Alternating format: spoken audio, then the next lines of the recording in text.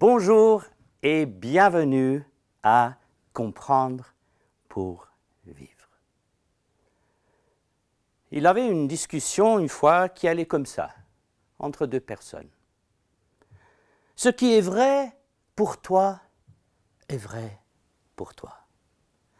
Ce qui est vrai pour moi est vrai pour moi. Vous allez me dire que ceci est une discussion entre deux adolescents de nos jours. Ben non.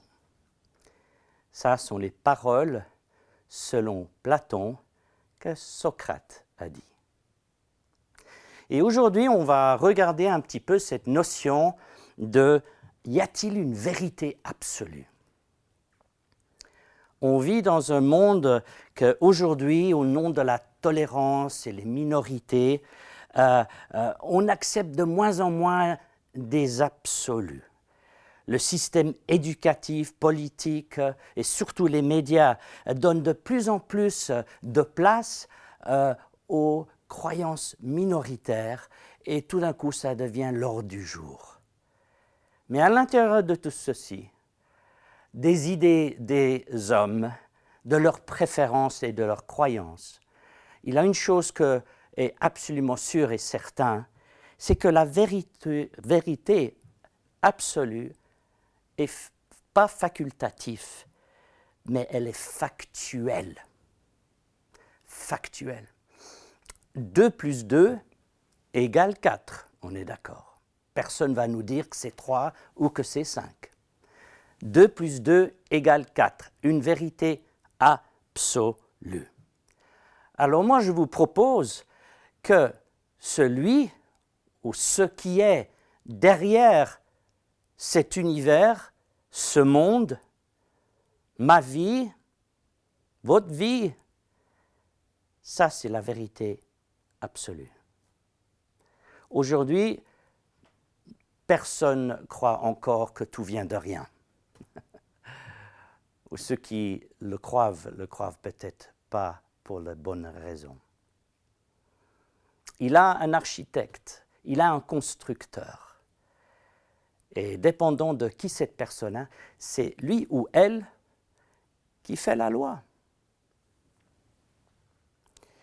Celui qui est derrière les lois trois-dimensionnelles que nous avons a le droit de nous dire ce qui est vérité.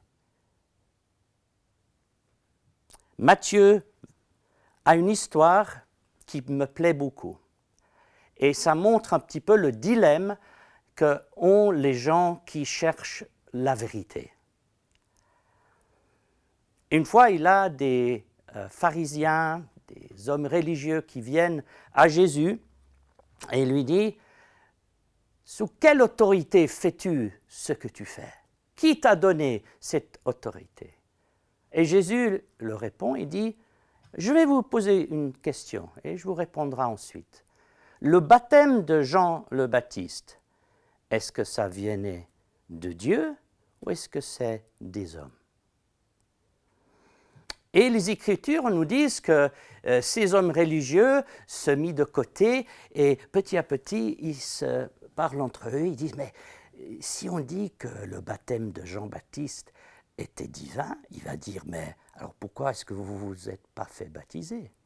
Et si on dit « Ça vient des hommes », on craint le peuple parce que tout le monde croyait que Jean le Baptiste était un prophète. Grand dilemme. Alors ils reviennent vers Jésus et ils disent « Ben, on ne sait pas. » Et Jésus leur dit « Ben, moi non plus, je ne vous dirai pas sous quelle autorité je fais ces choses. » Vous voyez, le problème, c'était ces hommes ne cherchaient pas une réponse honnête. Ils cherchaient une réponse qui leur convenait, qui rentrait un petit peu dans leurs intérêts personnels, influencés par la crainte des gens. Et c'est très souvent le cas que notre vérité nous convient. On n'est pas sûr que c'est la vérité absolue, mais ça rentre un petit peu dans ce qu'on veut, comme on veut vivre notre vie. Jésus-Christ a dit, ta parole est vérité. Ce livre, cette Bible qui tient bien debout d'un point de vue historique, scientifique, surtout prophétique, est un livre comme nul autre. Et tous ceux qui l'étudient sincèrement avec cœur ouvert trouvent en elle la vérité, la compréhension de où on vient, le problème qu'on a, la solution que Dieu offre et où on va y aller. C'est également une parole simplement que si nous suivons ces instructions, nous pouvons faire connaissance de son auteur.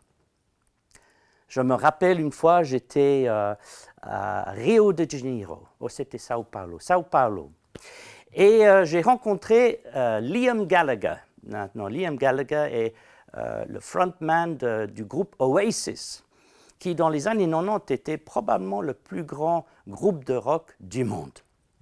Et voilà, on commence à parler dans le bar, et je commence à parler du Seigneur. Et j'ai dit, écoute, c'est très simple, Liam. Pourquoi est-ce qu'on ne prierait pas ensemble et laisse Dieu te montrer qu'il t'aime et qu'il est là? Ah non. Tout d'un coup, il était intéressé, et puis tout d'un coup, non. Et j'ai dit, ok, pas de problème, moi je vais prier pour toi. Et de cela, il s'est levé, il était très très fâché, et il a envoyé son garde-corps pour me jeter en dehors du bar. Voilà, il était intéressé, mais il ne voulait pas vraiment savoir.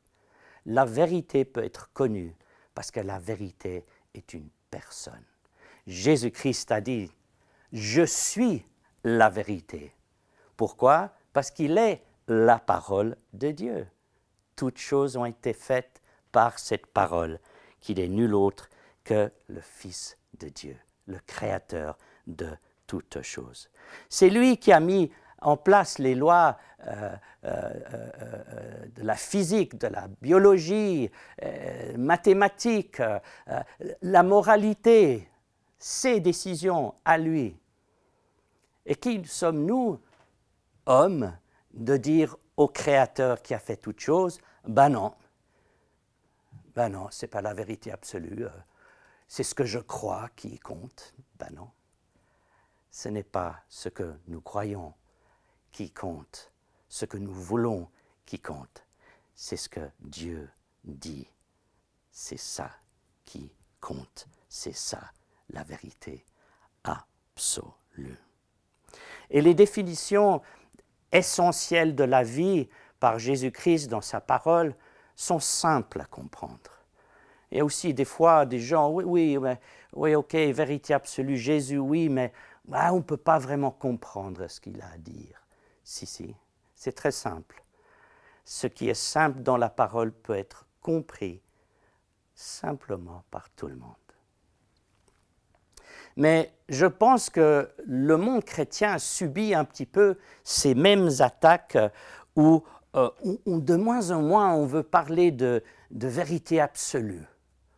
J'entends souvent « mon Jésus, ton Jésus ». Pourquoi il a deux Jésus? Il a un seul Jésus, le même hier, aujourd'hui et pour toujours et à jamais. Et c'est à nous de savoir qui il est, ce qu'il veut, ce qu'il dit. La parole de Dieu nous dit également, si nous le voulons bien, en recevant l'Esprit de Christ et l'Esprit de vérité, cet Esprit-là nous guidera en toute vérité. Je ne peux pas croire que l'Esprit de vérité va nous amener à des conclusions différentes. Je pense que si nous faisions ce que les apôtres ont fait quand l'Église a commencé, qu'est-ce qu'ils ont fait? Ils passaient leur journée à prier et à chercher et étudier les Écritures. Pourquoi? Afin qu'ils puissent avoir un commun comme un accord sur ce que dit la Bible. Qui est Jésus? Quoi prêcher? Et on ferait bien aujourd'hui, au lieu d'essayer d'éviter ces questions difficiles, c'est de ensemble dire, on va chercher ensemble, on va s'écouter, on va regarder ce que Dieu dit sur la nouvelle naissance, sur sa deuxième venue, sur la moralité dans ce monde. Regardons ce que la parole nous dit. Et je pense que si on le ferait, l'essentiel, je dis, il a des petites choses, on peut dire, mais il a des choses essentielles. C'est notre devoir de connaître les vérités absolues de la parole afin que nous puissions faire face à ce monde et dire non. Il a un Dieu, son nom est Jésus, et voilà ce qu'il dit. C'est ce que le monde a besoin d'entendre. À chacun de nous donc de chercher, de comprendre pour mieux vivre.